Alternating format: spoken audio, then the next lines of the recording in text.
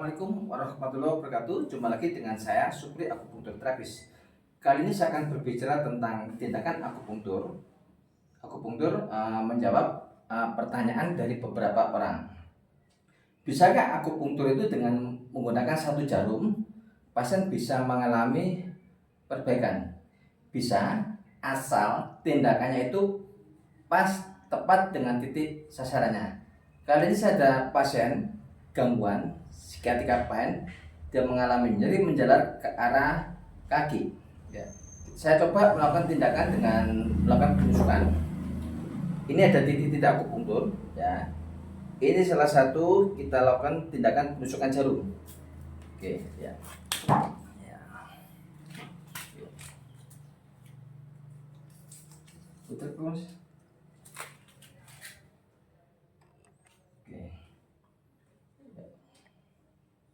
Oke, ya. Ini adalah sebuah tindakan invasif ya. Ya, sekarang saya menggunakan sebuah elektroda ya. Ini elektroda saya ditempelkan di permukaan kulit pasien ya. Oke, ini ditempelkan di permukaan kulit pasien ini ya. Ini saya ambil, saya tempelkan di permukaan kulit pasien. Ya. Ini buat perbandingan ya. Jika ini saya masukkan sini ya. Ini satu jarum bisa juga lebih efektif asal tindakannya pas dengan sasarannya. Ini kita satu invasif, satu non invasif. Nah ini tampak kontraksi otot sepanjang jalur saraf psikiatrik ya. Ini.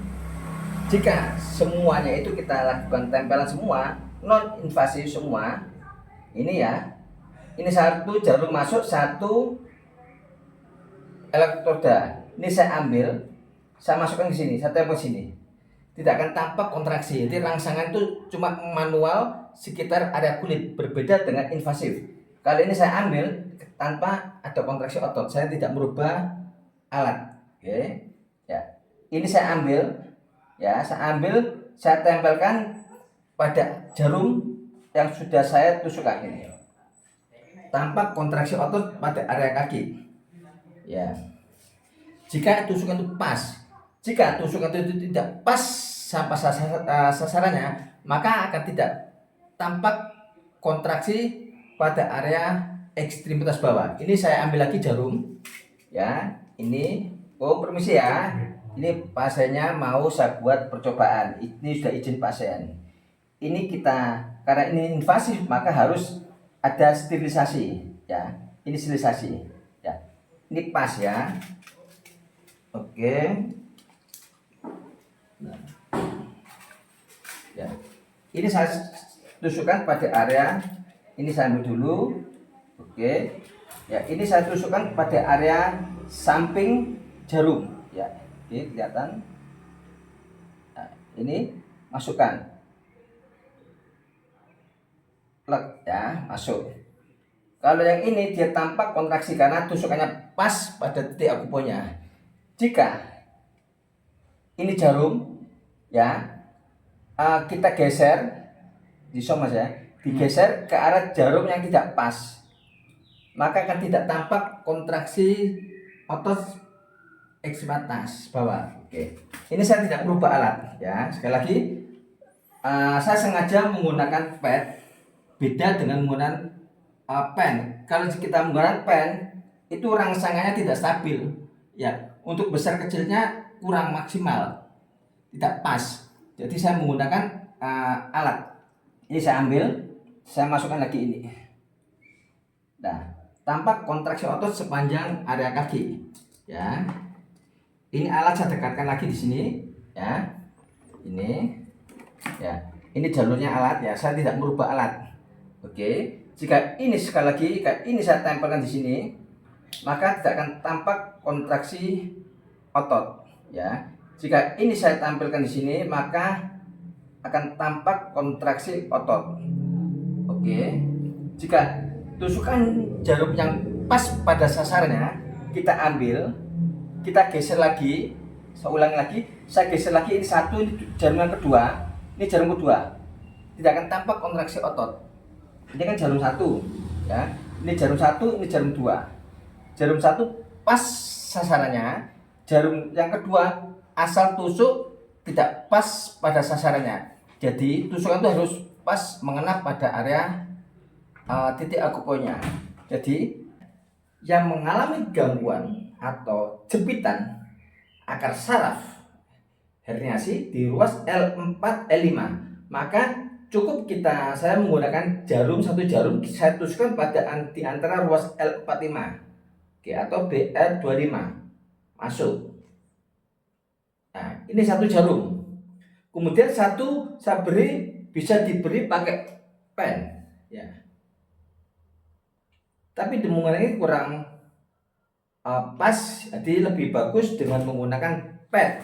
Jadi pad terserah mau ditaruh di pinggang kiri, pinggang kanan tidak apa-apa. Yang penting ini pengantar positif dan negatif. Satu ditaruh di samping ya. Kemudian ini dijepit. Satu dijepit ya, ditaruh di antara jarum, yang satu di pad elektroda gel ya. Tapi jika yang mengalami jepitan dua ruas ya di L45 dan L51, maka tindakan dengan menggunakan satu jarum tidak efektif. Jadi saya melakukan penusukan lagi dengan jarum ya. Saya tusukkan lagi pada ruas L5S1, saya tusukkan. Saya tusukkan, kemudian saya beri rangsangan stimulasi listrik ya. Jadi saya melakukan penusukan dengan menggunakan dua ruas. Saya beri rangsangan stimulasi listrik ya. Jika tindakan itu pas mengenai sasaran, maka saat diberi rangsangan stimulasi listrik yang diberi listrik ya, maka akan tampak kontraksi otot ya sepanjang ekstremitas bawah. Jadi mulai dari bokong, paha, betis sampai ke arah telapak kaki dia akan merasakan kontraksi otot. Jika tidak tampak kontraksi otot sepanjang jalur ekstremitas bawah pada area dermatum, maka rangsangan itu tidak pas sesuai dengan sasarannya. Oke. Ya.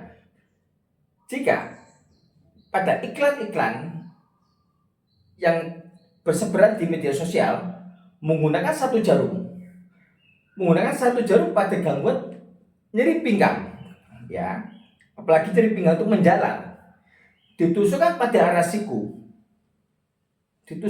siku, maka tidak akan tampak kesembuhan yang berarti, kecuali orang tersebut sakit karena gangguan psikologis. Jadi nyerinya itu karena faktor perasaan, bukan karena akar saraf. Itu baru bisa dengan sugesti-sugesti bisa.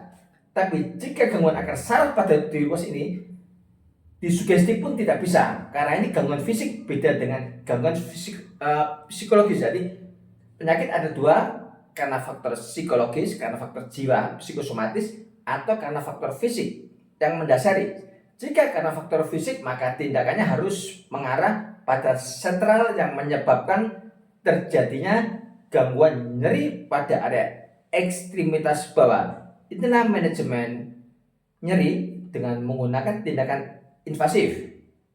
Ya, silakan Anda mencari seorang terapis dari nakes, dari tenaga kesehatan yang betul-betul menguasai anatomi dan fisiologi pasien. Jadi tidak ada sampai kesalahan fatal pada diri pasien.